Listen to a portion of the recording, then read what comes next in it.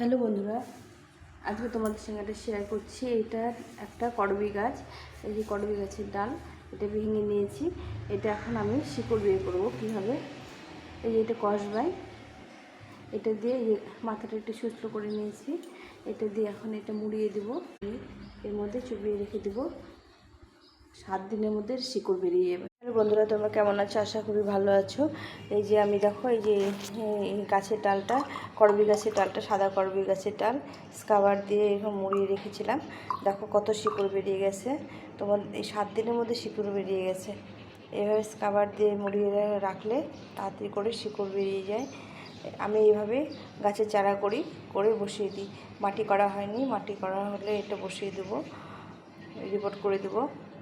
এভাবে স্কাবার দিয়ে তোমরা চারা তৈরি করতে পারো। যে কোনো গাছের ডালে এইভাবে করে শিকড় বেরোবে।